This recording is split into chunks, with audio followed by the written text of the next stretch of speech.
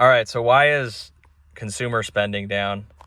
Why are people not taking out mortgages? Mortgage applications were down, I don't know if it was like 50% year over year, or no, it was compared to 2019. I think it said it was down like 50%, the amount of mortgage applications from 2019. So obviously 2019, you had basically free money, and the cost to borrow now is way higher. So getting into a asset or a home is going to cost you much more money. And a lot of people just can't afford it. They don't have the income to afford a $420,000 house at a 6.5–7% interest rate. The math just doesn't work for that. But in general, consumer spending, for discretionary items, like things that you would buy, like vacations or, clothing or experiences, going on cruises, going to concerts, going out to eat, basically doing anything that doesn't involve, the necessities of life.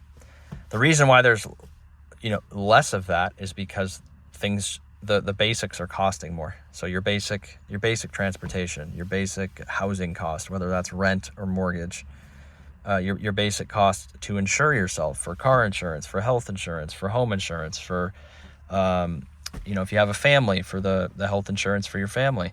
All those costs have really outpaced what people's incomes are on average. So you just have a larger percentage of money going towards things that you absolutely have to buy, right? You don't have to buy those things, but then you'd be homeless, right? You need to have a roof over your head. You got to have somewhere to sleep.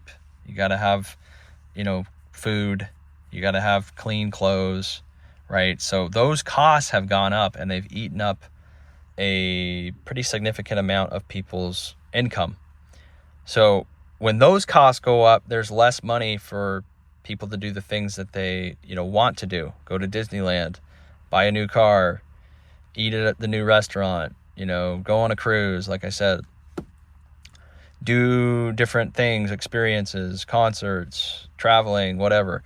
They're not going to be doing that as much because they simply don't have the money, right? The money has to go to your housing. It has to go to your necessary bills, like having a phone bill, right? You can cut out the Netflix. You can cut out all the subscription stuff. You can cut out SiriusXM. You can cut out a lot of stuff like that you don't necessarily need. But just in general, like most people are going to need a cell phone. They're going to need a, $30 or $40 or $50 cell phone plan, whatever it is. They're going to need to rent an apartment or share an apartment with someone at the bare minimum.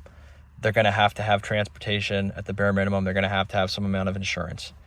So when those costs just keep going up, there's going to be less and less money left over. And I've said it in other videos, credit cards are always there for people that they can kind of bridge the gap and continue to live a lifestyle that they can't really afford. But even that runs out, right? Your credit line gets really high. You realize how deep you are in credit, and that your monthly payments aren't really making an impact on the principal of what you owe.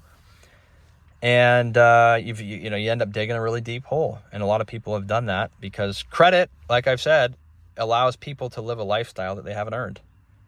And you end up paying for it, on the back end, or you end up destroying your credit by defaulting on it or whatever.